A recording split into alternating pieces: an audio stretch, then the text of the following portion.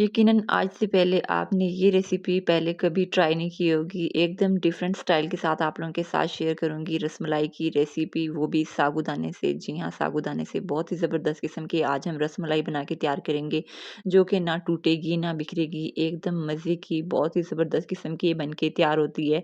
इंशाल्लाह रेसिपी आप लोगों को बहुत ही ज़्यादा पसंद आने वाली है। तो चलें जी, बिस्मिल्लाहिर्रहमानिर्रहीम, यहाँ पे कर लेते हैं इस मज़ेदार सी रेसिपी का आगाज़।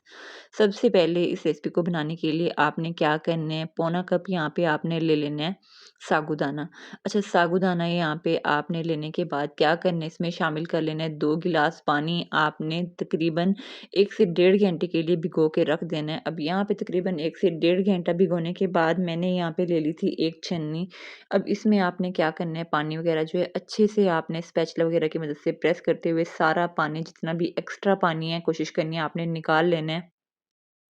अच्छा, जितना भी यहाँ पे एक्स्ट्रा पानी था मैंने निकाल लिया था। अब आपने क्या करना है, साबूदाना को किसी भी बाउल वगैरह में ट्रांसफ़र करके इसमें आपने शामिल कर लेना है। यहाँ पे मैंने ले लिया था चौथाई कप मिल्क पाउडर आपने शामिल करना है। साथ ही इसमें शामिल कर लेंगे 2 चम्मच, यहाँ पे मैंने ले ली थी चीनी। अच्छा, सारी चीज़ें यहाँ पे आपने अच्छे से मिक्स कर लेनी है। अच्छा, जब तक यहाँ पे हमारी मिक्सिंग हो रही है तो आपने क्या करना है, अगर तो चैनल पर फर्स्ट टाइम विज़िट कर रहे हैं तो लाइक, सब्सक्राइब एंड शेयर करना मत भूलिएगा, क्योंकि आपकी बहन इसी तरह की मज़े-मज़े की यूनिक एंड टेस्टी रेसिपीज़ आप लोगों के साथ शेयर करती रहती है। अब यहाँ पे जो साबूदाने का हमने मिक्सचर बना के तैयार किया, आपने क्या करना है, किसी भी ब्लेंडर जार में या मिक्सी जार में आपने अच्छा सा इसे ब्लेंड कर लेना है। अब यहाँ पे जैसा कि आप देख सकते हैं, ब्लेंड करने के बाद इस तरह से स्टिकी सा था, मतलब हाथों को चिपक रहा था। तो इसके लिए आपने क्या करना है, इसमें शामिल कर लेना है 1/4 कप, यहाँ पे मैंने ले लिया था चावलों का आटा। आपने शामिल करके अच्छा सा यहाँ पे आपने मिक्स कर लेना है। अच्छा, साथ ही यहाँ पे बताते चलूँ, थोड़ा-सा यहाँ पे ड्राई आटा जो था, मतलब 1 चम्मच के बराबर मैंने डस्ट कर लिया था, ताकि जब रसमलाई बनाएँ तो हाथों को चिपके नहीं। तो इस तरह से आपने करना है। अब यहाँ पे इस तरह से रसमलाई की सारी बॉल्स वगैरह बना के आपने साइड पे रख लेनी है। अब दूसरी तरफ यहाँ पे बारी आती है रसमलाई को बनाने की, तो इसके लिए आपने क्या करना है, 1/4 कप ही यहाँ पे मैंने ले ली थी चीनी।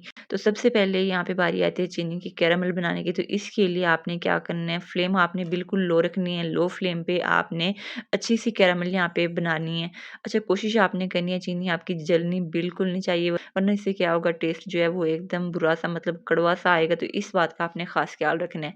अब साथ ही इसमें शामिल कर लेंगे तकरीबन 1 लीटर, यहाँ पे मैंने ले लिया था दूध। अच्छा, कोशिश करनी है दूध आपने फुल गाढ़ा क्रीमी दूध लेना है। तो आपने क्या करना है, चम्मच मसलसल चलाना है यहाँ तक कि चीनी जो है अच्छे से इसमें मेल्ट हो जाए, अच्छे से यहाँ पे घुल जाए। अब दूसरी तरफ जैसे ये चीनी अच्छे से मिक्स हो गई थी, तो मैंने इसमें शामिल कर लिया था 1 टीस्पून के बराबर इलायची पाउडर, या फिर आपने 3 से 4 इसमें इलायची शामिल कर लेनी है। अब यहाँ पे जैसे कि आप देख सकते हैं, दूध में अच्छा सा बॉयल आ चुका है।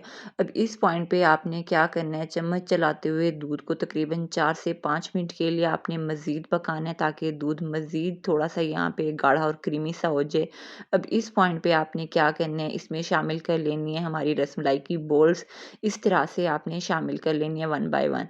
अच्छा, कोशिश आपने करनी है ज़रा से गैप से आपने शामिल करनी है, ताकि यहाँ पे चिपके नहीं और स्पेस मिल सके अच्छे से, हमारी फ्लफ़ी और मज़े की यहाँ पे रसमलाई जो है ये बन के तैयार हो।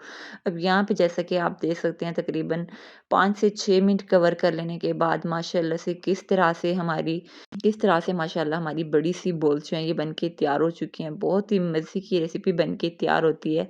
अच्छा, नेक्स्ट मैं अपनी प्यारी-सी यूट्यूब फैमिली के साथ कौन-सी रेसिपी शेयर करूँ, आप मेरी ये रेसिपी कहाँ से देख रहे हैं, आपने एक प्यारा-सा कमेंट ज़रूर करना है। अब यहाँ पे मज़ीद मैंने रसमलाई को 4 से 5 मिनट के लिए पका लिया था, तो इस पॉइंट पे आपने क्या करना है, मैंने यहाँ पे ले लिया था 1 चम्मच चावल का आटा। अच्छा-सा आपने थोड़े-से दूध में शामिल करके, या फिर आपने कॉर्नफ्लोर ले लेना है, थोड़ा-सा आपने शामिल करना है, ताकि यहाँ पे रबड़ी जो है ज़रा-सी गाढ़ी हो जाए।